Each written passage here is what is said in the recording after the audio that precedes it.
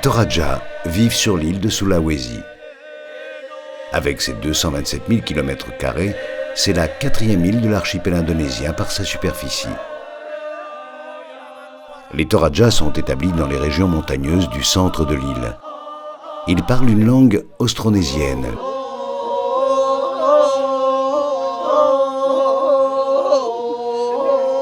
Ils sont riziculteurs et pratiquent l'élevage de porcs et de buffles. Le buffle, symbole de pouvoir et de richesse, est l'animal roi, omniprésent tant dans la vie quotidienne que rituelle. Il est d'ailleurs gravé en quadrichromie sur les façades en bois sculpté des maisons traditionnelles.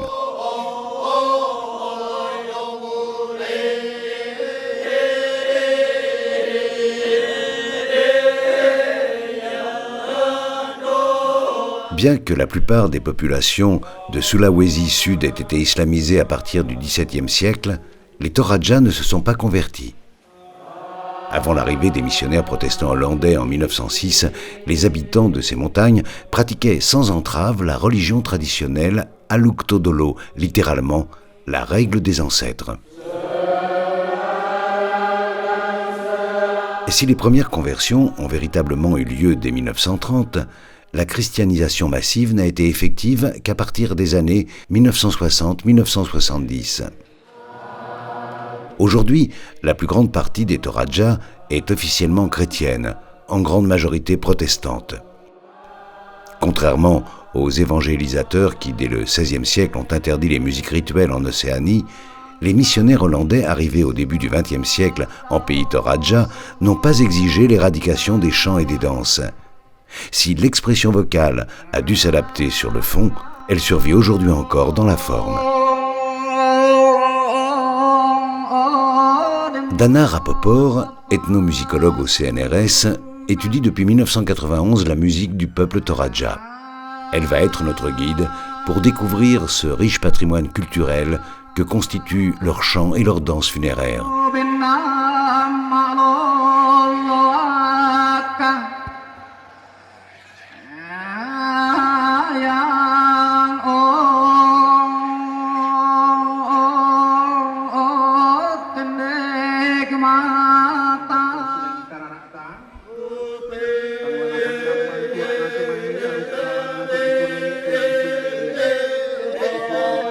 Il y a à peu près 500 000 Toraja aujourd'hui qui parlent la langue Toraja.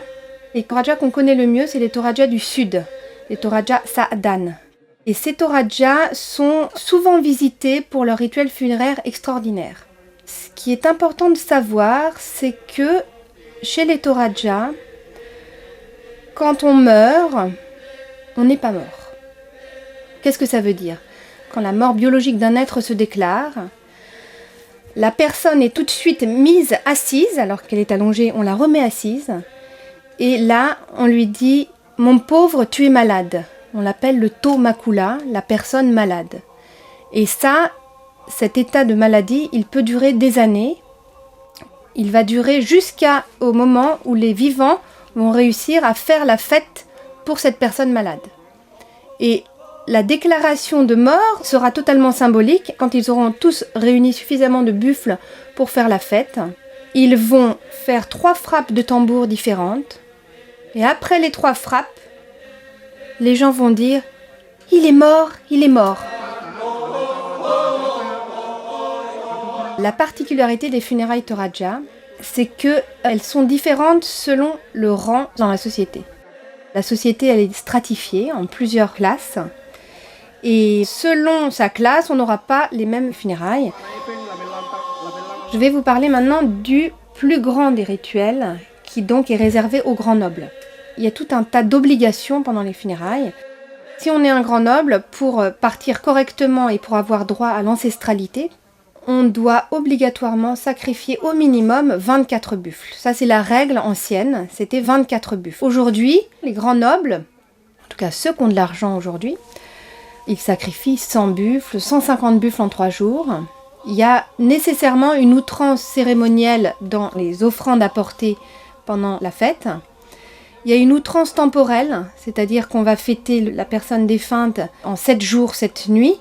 Outrance en nombre d'invités, Des funérailles Toraja pour les grands nobles aujourd'hui, c'est plus de 3000 personnes. Outrance en nombre de dons apportés, on apporte de la viande. Outrance en nombre de musiques exécutées, on danse jour et nuit pendant 7 jours, 7 nuits.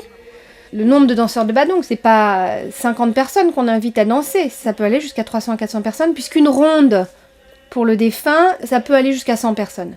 Quelquefois, on peut voir sur un même chant cérémoniel jusqu'à 5 à 6 rondes réunies au même moment et chantant en même temps des paroles à peu près similaires, avec un léger décalage, ce qui produit quelque chose de magique, une outrance sonore. C'est-à-dire qu'on en a plein les oreilles. L'émotion, elle vient de là, dans les grandes fêtes, c'est qu'on en a plein les oreilles.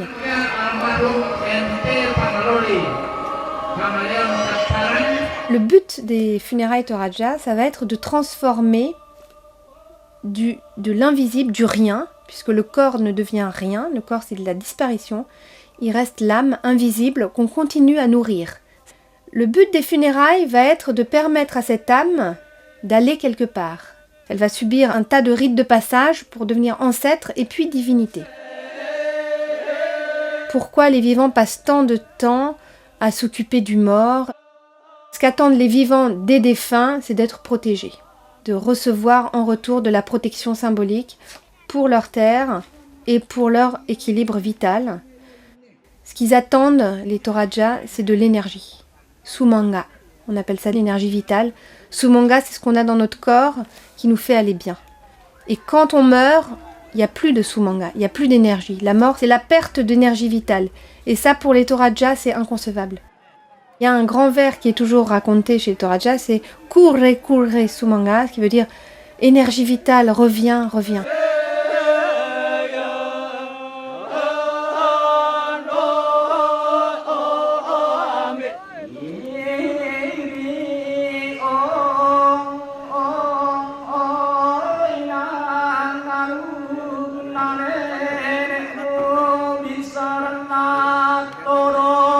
Pourquoi est-ce qu'on chante dans les funérailles Toraja ? Déjà, le chant n'est pas un divertissement. Il n'y a pas l'idée de chanter pour se divertir, comme on pourrait le faire ici. Le chant agit. Le chant, il a une action qui peut être irréversible. Le chant rituel lui-même, le chant agit comme un rite de passage. Avant d'être chanté, on a moins de quelque chose. Après avoir été chanté, on a plus de quelque chose. Le chant, il a plusieurs fonctions. La fonction principale, c'est de transformer l'âme du défunt en ancêtre.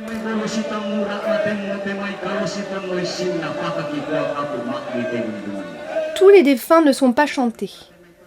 Seuls les défunts de classe moyenne et de classe noble ont le droit d'être chantés. Quand on est de classe basse, on n'a pas le droit au chant. On a le droit de chanter quand il y a au moins un buffle sacrifié. S'il n'y a pas de buffle sacrifié, on ne chante pas. Et s'il n'y a pas de chant, le défunt ne pourra pas devenir un ancêtre.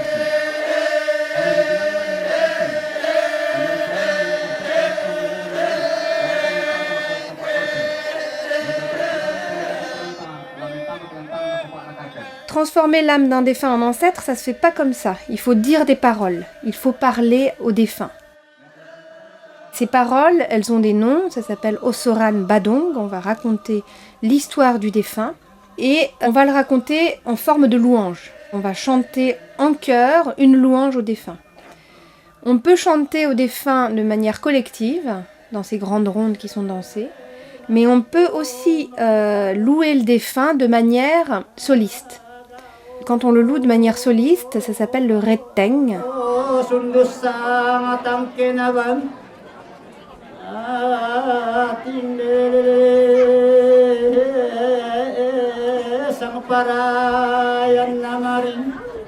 Seuls des chanteurs très expérimentés peuvent chanter le retteng. C'est pour ça que c'est une forme qui est en voie de disparition, parce qu'il faut être très compétent en poésie, puisqu'on compose des vers semi-improvisés. Et puis, c'est une façon de déclamer la poésie qui est extrêmement codifiée et qui nécessite de savoir trancher les syllabes au bon moment. Et bizarrement, dans le retteng, 3 syllabes avant la fin, on coupe la phrase musicale. C'est tout à fait bizarre comme manière de chanter. Et quand on coupe la phrase musicale, on ajoute en plus une petite montée vocale, on décharne sa voix et ça fait un style, ça fait le style du Redteng. Ça, c'était la première fonction du chant. On chante pour aider le défunt à devenir un ancêtre.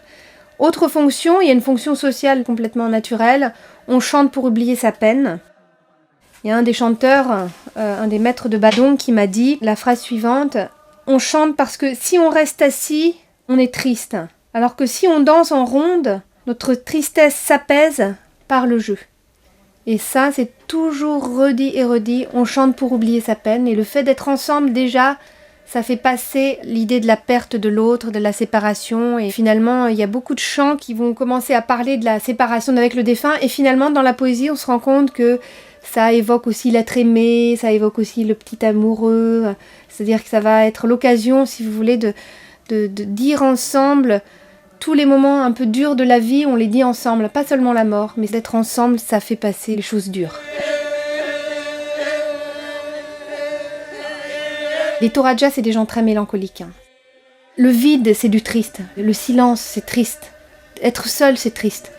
Les Toraja, en fait, pour eux, le mort, il va partir tout seul dans une très longue traversée. Et il sera seul. Et c'est tellement triste de penser à ça, qu'il va être seul. Les Toraja, ils savent pas être seuls. Il faut toujours être en collectivité. Et qu'il soit seul comme ça, non, c'est impossible. Il faut l'accompagner. Et en fait, ces 7 jours de fête de musique, c'est de l'accompagnement. On accompagne le défunt. Non, petit grand-père, tu ne seras pas seul sur la route. On va t'accompagner jusqu'au moment de ta traversée.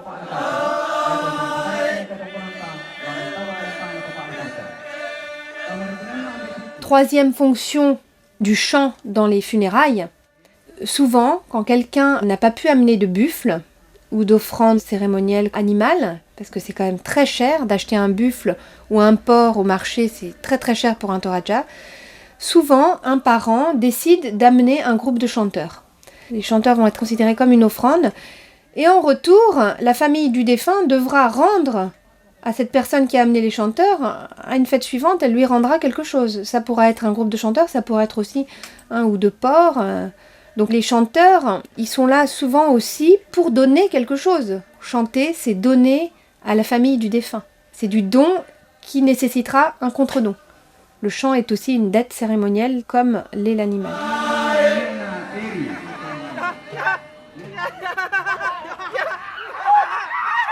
La danse et le chant pendant les funérailles, ça fait partie d'une grande catégorie qui s'appelle bating. Bating qu'on peut traduire par lamentation. La danse ou le chant pratiqué dans les funérailles sont de la lamentation. Dans ce grand groupe, on va mettre les danses funéraires, les chants funéraires. Le Redteng, c'est du bating. Le Badong, c'est du bating. Randing, c'est du bating.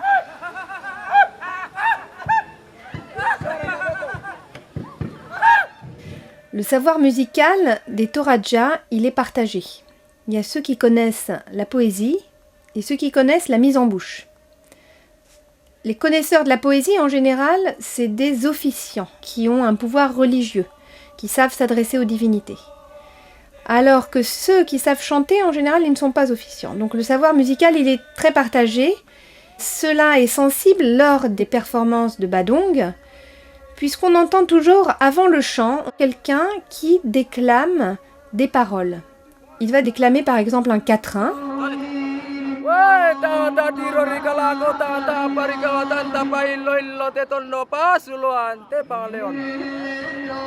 Et seul le dernier vers du quatrain va être repris ensemble par la communauté des chanteurs, qui vont ensuite démembrer voyelle par voyelle, syllabe après syllabe, un vers unique, alors que l'officiant qui avait déclamé ces vers avait déclamé une unité. Alors, on peut se demander pourquoi chanter plutôt que parler. Qu'est-ce que ça produit, le fait de chanter ?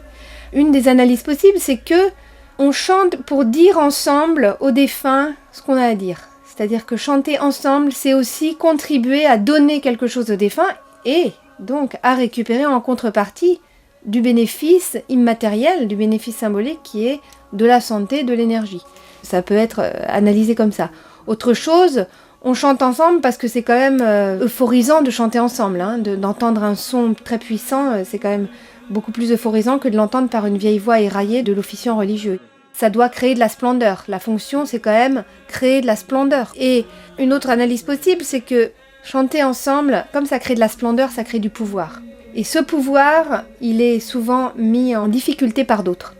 C'est-à-dire qu'un groupe qui va chanter de manière très splendide, il va faire rivalité avec un autre groupe. On va se dire, c'est pas possible qu'un tel chœur et un tel son, on va être jaloux.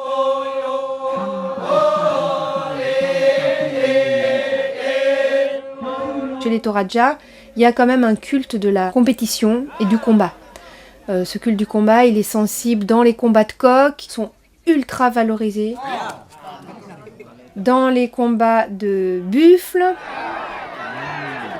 dans les combats de pieds, et il y a aussi au sein du chant, du combat, puisque le badong, il y a aussi une forme qui s'appelle si badong, c'est-à-dire se confronter en chantant, ce qui fait que certaines fois, lors de très grandes funérailles, certains groupes de badong sont amenés à combattre entre eux par le biais du chant, c'est-à-dire c'est à qui aura la plus belle voix, et nécessairement ils vont s'envoyer des sorts pour affaiblir la ronde d'à côté. Cet envoi de sorts, il est encore couramment pratiqué. Les chefs de chant racontent encore aujourd'hui à quel point, avant d'aller chanter, ils se préparent. Ils mettent à l'intérieur d'eux des plantes, des petites armes, des petites amulettes pour se protéger des jeteurs de sorts. On m'a raconté à plusieurs reprises qu'un chef de chant avait été attaqué par la ronde d'à côté et était tombé à la renverse. On m'a dit, ça on l'a vu plusieurs fois dans notre vie, hein. Des chefs qui d'un coup n'ont plus pu parler et ils sont tombés à la renverse, attaqués par la sorcellerie d'à côté. Donc le fait d'être en collectif, ça crée du pouvoir. Moi je pense que c'est très important ça.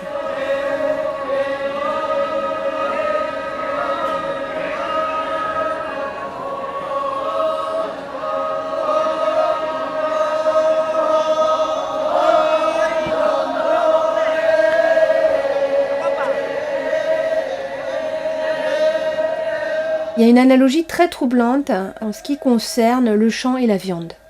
Il se trouve que pendant les fêtes funéraires, qu'est-ce qu'on fait? La famille du défunt accueille les invités. On sacrifie des animaux et on chante. C'est les trois grandes choses qu'on fait dans une fête. Puis on prodigue des soins au défunt, on l'amène à sa sépulture à la fin. Mais grossièrement, ce qu'on fait vraiment toute la journée, c'est qu'on coupe du buffle, on coupe en morceaux et on chante. Et il se trouve une analogie extraordinaire qui est celle de la manière de chanter. Comment on chante? Finalement, en rentrant dans ces grandes rondes badong, en analysant précisément les mélodies, on se rend compte que le chant est fondé sur une découpe très précise des syllabes. Un vers de louange de 8 syllabes va être découpé et partagé entre les différents chanteurs, de manière vraiment très organisée. Donc sur 8 syllabes, le premier groupe soliste va chanter 2 syllabes, le second groupe soliste va continuer les 2 syllabes de la phrase, le troisième groupe va continuer encore et le quatrième groupe va finir la phrase. Et la phrase va être finalement énoncée par 4 groupes solistes plus le chœur.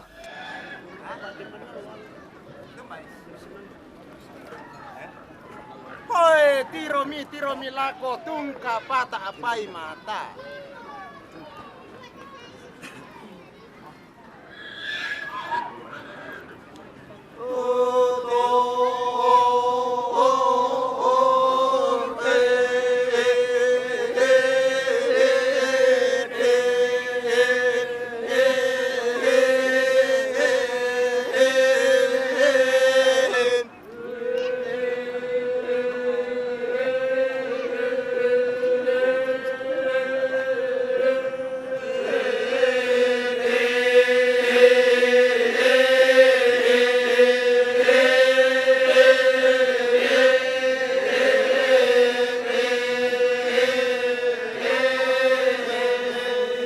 Or, il se trouve que le buffle est partagé de manière similaire, d'une façon extrêmement organisée. Et finalement, ce qu'on fait sur un chant cérémoniel funéraire, on découpe les mots, on découpe la louange et on découpe de la viande. Et on se réapproprie les mots et on se réapproprie la viande. C'est-à-dire qu'elle va être découpée au centre, partagée et redonnée à différentes parties de l'assemblée.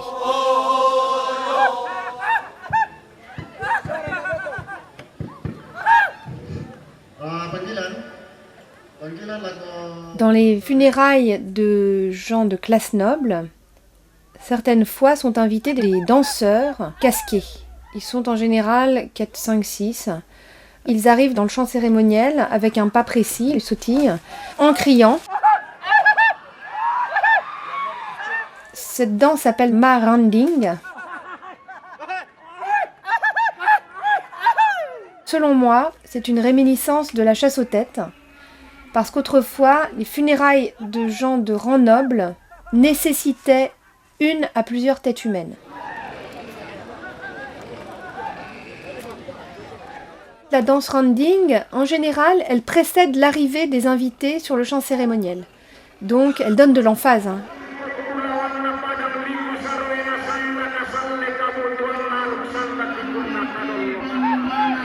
Un des constituants des fêtes Toraja, c'est la façon d'arriver dans un lieu. C'est très important d'arriver de manière solennelle. Donc, elle donne du solennel à l'entrée en procession des invités dans une fête. Elle donne du prestige et surtout, encore une fois, de l'euphorie. Elle est un des éléments de l'euphorie, c'est les cris poussés par les guerriers. D'un coup, le public et les gens qui assistent sont tenus, quoi. On est excités.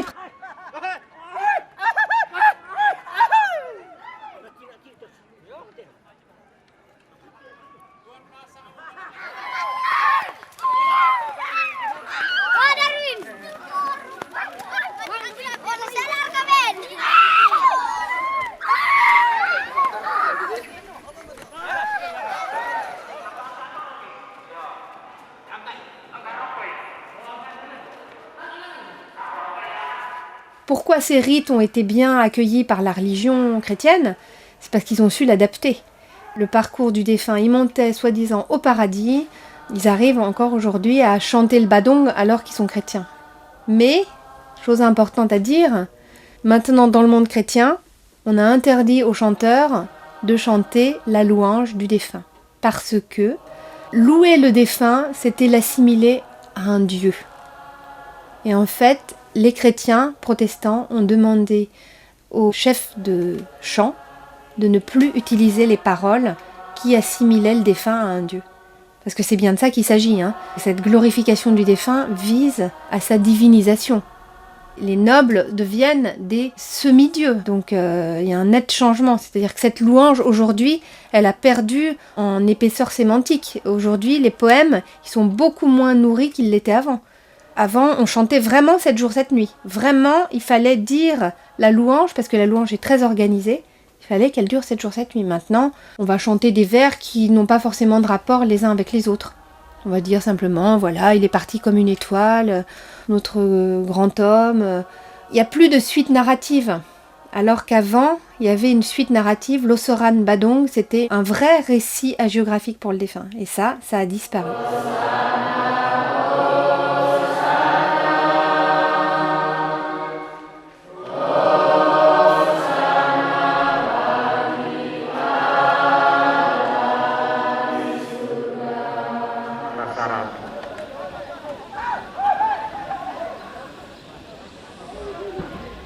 Autrefois, la musique funéraire des Toraja relevait d'un triple enjeu. Enjeu rituel, nécessaire à la fécondité du village, des hommes et des animaux. Enjeu politique, de prestige social. Enjeu identitaire ou forme de déclaration d'ethnicité. Aujourd'hui, la musique persiste, mais elle est désacralisée, dépourvue de cette teneur religieuse qui reliait les vivants, les morts et les divinités. L'enjeu politique et identitaire se perpétue par une pratique rituelle dans laquelle le sacré tend souvent à disparaître.